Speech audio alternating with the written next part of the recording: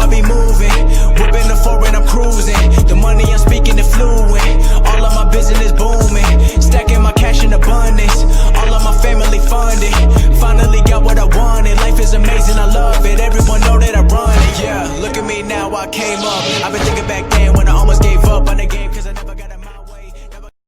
Yo les postos, c'est Sacha, bienvenue dans cette nouvelle vidéo Mercato et actualité du football. Et on commence avec nos amis marseillais. Depuis plusieurs semaines, les rumeurs vont bon train autour d'un possible rachat de l'OM par un fonds d'investissement venu d'Arabie Saoudite. Voilà quelques éléments portés à la connaissance de certains médias avec des intérêts réels pour le club de Frank McCourt.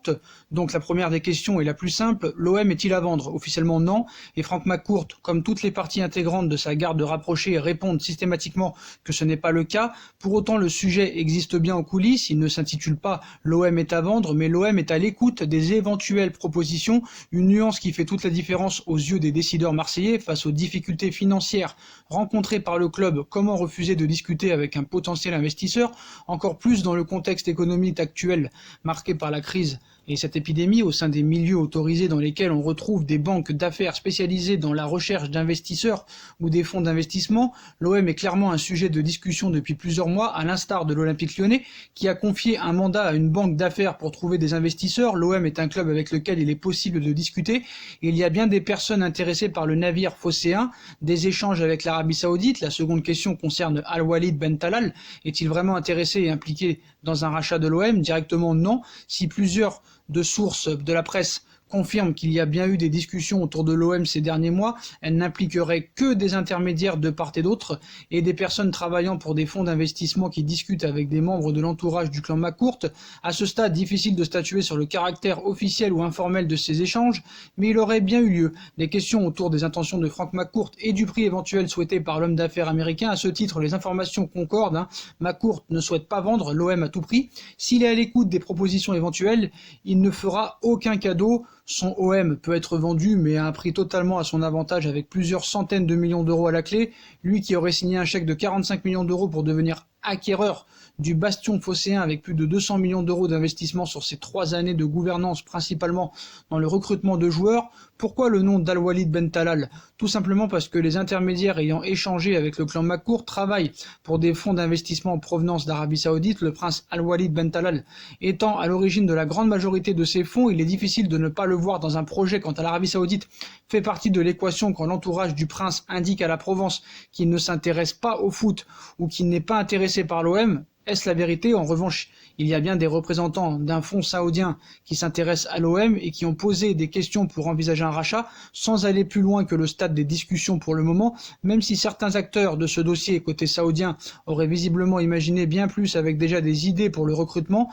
l'organigramme, mais il est ici question de l'imaginaire de quelques hommes tout heureux de pouvoir rêver à la construction d'un nouvel OM. Macron en mode un petit peu Sarkozy, L'intérêt en provenance de ce fonds saoudien a toutefois suscité la curiosité de l'entourage de Frank McCourt. Quand l'Arabie Saoudite frappe à votre porte, il est normal d'être curieux et de se pencher sur la question. L'OM a pu compter sur son important réseau pour se préparer à toutes les éventualités. Jacques-Henri Hérault dispose d'une connexion privilégiée avec l'Élysée et Emmanuel Macron, dont il est proche. Informé des échanges avec des représentants saoudiens en bon supporter de l'OM, Emmanuel Macron aurait fait savoir qu'il pouvait mettre à sa disposition son réseau pour faire jouer des relations ou accompagner le dossier si cela était nécessaire, exactement comme Nicolas Sarkozy a pu le faire avec le PSG, dont il est le premier supporter. Au moment de finaliser le rachat du club par QSI, la magie des présidents supporters, là encore rien de suffisamment concret pour parler d'une intervention d'État ou autre, mais avec ce soutien de l'Élysée, les dirigeants marseillais ont visiblement cherché à se préparer à toutes les éventualités.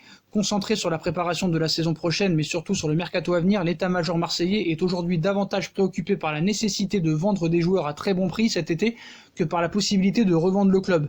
Il y a 60 millions d'euros à trouver et un entraîneur à bichonner, lui qui refuse de voir partir certains joueurs pourtant appréciés par le marché comme Thauvin, Sarr ou Camara, et malgré les effets d'annonce autour du possible recrutement de joueurs comme Mbaye Niang par exemple, l'OM n'a aucune marge de manœuvre financièrement pour le moment, aucun recrutement à prévoir avant d'avoir vendu des joueurs par le club. Et on passe au mercato parisien, mécontent, Gay veut rester. Donc positionné sur Ismaël Bennacer et Milinkovic-Savic, le PSG prépare le terrain pour la saison prochaine et pour permettre une ou deux arrivées estivales, Paris a besoin de faire le ménage. Draxler et Herrera sont en première ligne pour partir, mais les offres se font attendre. Face aux propositions dont Idrissa Gueye fait l'objet, le PSG a donc ouvert le dossier en coulisses. Ce n'est pas du tout du goût de l'international sénégalais, mécontent de la prise de position de ses dirigeants. Son souhait est bel et bien de rester et il n'envisage clairement pas de partir cet été. Par ailleurs, les premières propositions reçues par le PSG sont celles de clubs anglais ne faisant pas partie du Big Five. Wolverhampton fait partie de ses prétendants et il n'est pas impossible qu'Everton, son ancien club, soit le second. Des projets loin d'être à l'ambition du PSG, rien pour donner envie à Idrissa Gueye de partir. En plus de la volonté du joueur, Leonardo pourrait se heurter à un deuxième obstacle, son salaire. À Paris, Gueye a franchi un cap financier et ne peut plus être appréhendé par des clubs sans grands moyens. À près de 500 000 € par mois en plus de son transfert, il représente un lourd investissement, même pour un Wolverhampton ou un Everton. Les chances de le voir partir sont donc réduites et Leonardo devra s'employer s'il souhaite boucler le départ de Gueye, un joueur souhaité par Tuchel que l'entraîneur allemand apprécie beaucoup de surcroît. Un nouvel élément à mettre à l'actif de la relation vacillante entre Leonardo et Tuchel, pas impossible, hein. Les deux hommes ont des positions parfois éloignées sur le mercato. Quand Tuchel voulait Aubameyang, Leonardo a tout fait pour boucler Icardi, avec qui Tuchel est en froid depuis le 8e de finale de Ligue des Champions contre le Borussia Dortmund. Un départ de Gueye pourrait à nouveau être un message envoyé au coach dont l'avenir est toujours incertain, avec l'ombre de Massimiliano Allegri qui plane autour du Paris Saint-Germain. D'ailleurs, toujours au milieu de terrain, Leonardo a bien activé le dossier Camavinga. Le PSG s'intéresse à Camavinga. RMC explique en effet ce lundi que le PSG suit bien Eduardo Camavinga, un intérêt lointain selon le média puisque ce dossier serait beaucoup moins avancé que celui d'Ismaël Bennacer, avec qui il partage un agent. Reste à voir désormais si Leonardo décidera de s'activer pour Camavinga et ainsi doubler le Real Madrid, comme le PSG l'avait si bien fait en 2017 avec un certain Kylian Mbappé. Quoi qu'il en soit, le Real Madrid est en avance et pourrait proposer 50 millions d'euros au Stade Rennais, plus 10 de bonus, mais Paris garde Eduardo Camavinga dans sa ligne de mire.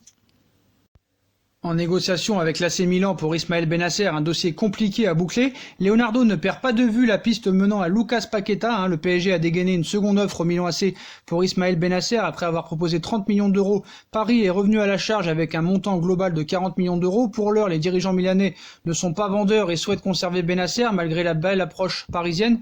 Et si Leonardo ne perd pas espoir d'obtenir gain de cause, il n'oublie pas non plus un autre joueur qu'il apprécie énormément au Milan AC, Lucas Paqueta. Si Leonardo apprécie très fortement le style et l'élégance de Savic, sa priorité numéro 1 au milieu de terrain, le Brésilien est également sensible à Lucas Paqueta. Le technicien parisien est l'homme qui l'a fait venir au Milan AC en se montrant décisif pour arracher sa signature.